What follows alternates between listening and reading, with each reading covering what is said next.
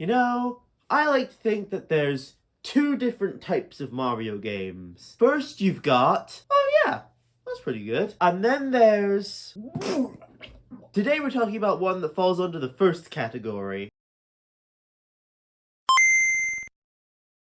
Super Mario World. That's the topic of today's video. Super Mario World was a game released back in 1992, I think 1991 in some places, and it was pretty good. It's still to this day considered to be the absolute pinnacle of Mario games, and sometimes even the pinnacle of 2D platformers as a whole. I mean, can you blame anyone for giving it that label? It really revolutionized the 2D platformer genre completely, changed up a lot of things about it. Like, instead of, oh boy, now Mario has a tail, it's now, oh boy, now Mario has a cape!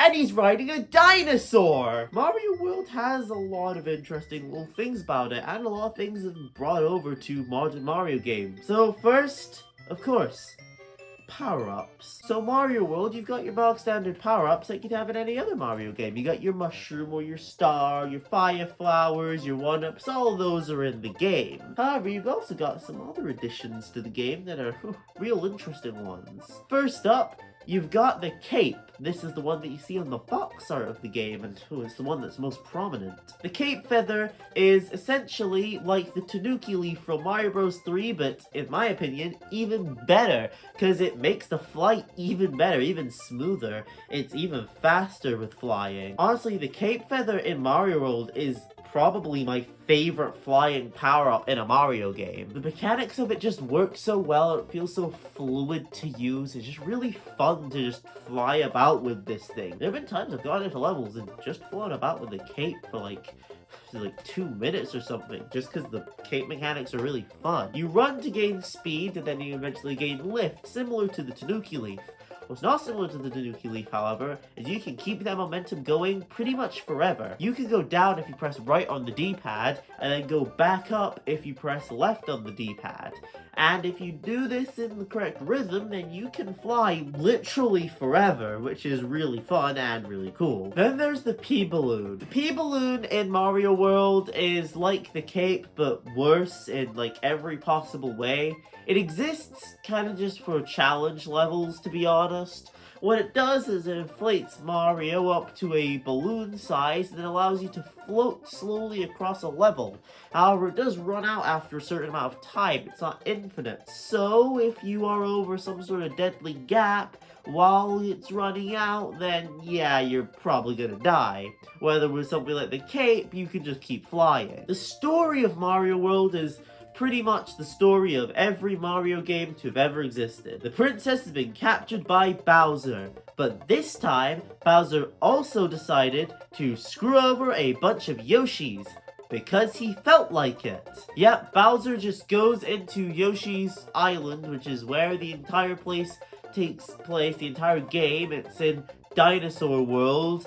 And yeah, he just goes and traps a bunch of Yoshis and eggs, which is the official reason why all the Yoshis come out of eggs. And speaking of which, Yoshi. Yoshi is kind of a power-up, but also kind of a new character, but also kind of just a gimmick. So what Yoshi does is he's like this little dinosaur guy. You can ride on him, and you can take him to different places in the game. It's pretty simple. He can eat different enemies, which allows you to actually kill some enemies that you can't normally kill with Mario. And he also can stomp on enemies as well and completely evaporate them into nothingness. Yoshi also gives you an extra hit of life you can take, because if you get hit, well, you don't get damaged, but you end up getting chucked off of Yoshi, and Yoshi will just run in the same direction you were going in beforehand, and you gotta catch up to him before he inevitably runs into some sort of void. Yoshi, when he eats enemies like Koopas as well, will also sometimes turn them into different things. For example, if Yoshi eats a red Koopa, well, it turns into 3 fireballs, which he can spit back out in any direction. Yoshi was one of the big gimmicks of Mario World, mainly because the creator really wanted Mario to ride a horse, but thought that Mario riding a horse would look weird, and so gave him a little dinosaur friend instead. But enough about Yoshi, let's get on to the actual gameplay of Mario World. So, we got our cartridge, so let's take a look at the gameplay of Super Mario World. Alright.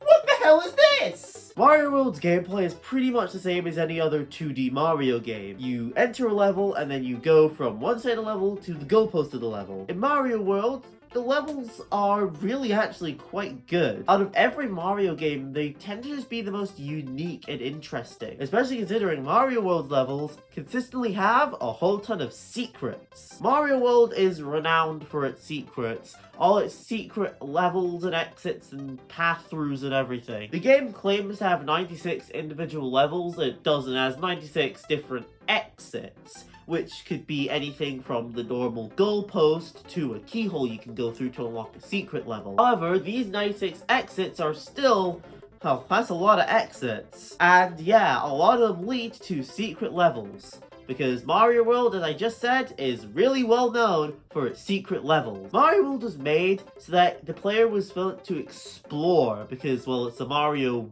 World that you can explore, not just a Mario Land or something like that. Mario World exists for exploration. It's honestly the closest to a 2D sandbox Mario game we've ever gotten, because I mean, you can always find new things in these levels if you keep playing through them. There's almost always going to be something new you'll find that you just never knew about. Even if it's not a secret exit, there's sometimes just a dragon coin or something, or a secret area that you missed that you've just never seen before, and that's always still a cool thing to find. The movement in Mario World is also another thing I want to come on to. Now, I mentioned in my original Super Mario Bros. Video that the movement in that game was actually really underrated. It was really nice and quick and snappy. Mario World's movement is a little bit slower and more sluggish. However, I would say that it is probably my favorite Mario game in terms of movement, at least in terms of the 2D ones. Super Mario World is just so fun to run about in, especially with power-ups that I'd said before, like the cave. It's just so fun to just run around the levels and go exploring in them. Just the movement alone makes the game so good. And the movement isn't even that overly interesting. It's pretty much the exact same moveset any Mario game had before it, but with one extra move, and that being the spin move. Mario could spin, and that would allow him to break through certain blocks or kill certain enemies that he would be able to usually, or even just stand on top of certain enemies like Spinies. Mario World, like a lot of other games, also has extra content after you beat Bowser. In fact, you can get to Bowser in multiple different ways. You can actually just get there really quickly and avoid like half the game. So there's a lot of content you can do that isn't just beating Bowser. For example, the Star and Special Worlds. Mario World has the Star World and the Special World. These worlds are, well, two worlds with extra different levels. The Star World is the first version of some sort of extra world after the main content of a Mario game, and the Special World has a bunch of different levels that are just there to challenge you or just to be fun. One of my favorite things about Mario World is the fact that 100% of the game, you don't have to collect anything. You just have to get to every level. Once you've gone and beaten every level, the game counts that as you've done everything in the game that is important to do, and I like that about it. Being able to 100% a game by just experiencing each level for what it is something that I don't think any other game really does, and I'm glad that Mario World does that. It's, I mean, a really good game, and exploring these levels is really fun, as I've said, so I mean, it's not even like a bad thing. Mario World really redefined 2D platformer as a complete genre. I personally am ranking it honestly in the top 5 Mario games possibly ever. Possibly the best Mario game ever. There's a couple contenders for that spot, but at the very least it's close there. I 100%ed it relatively recently, so it's still fresh out of my mind, and that's why I wanted to talk about it here. Just because I really, really like it. And it took me a while to get why people like this game as much as they do. And now that I've actually played through it fully and seen everything it has to offer, I kind of get it. Mario World as a game exists just to improve on what existed before. It was sort of a final piece to the old version of 2D Mario, the penultimate best version, and I appreciate that. And it did it really well. It's done it phenomenally. With this giant world to explore, over 96 different exits and 72 different levels, it's just one of the most expansive 2D Mario platformers that's out there, if not one of the most expensive 2D platformers. And keep in mind, this game was made and released in the 90s on the SNES. And to this day, it still holds up. The art style, I know some people don't like it.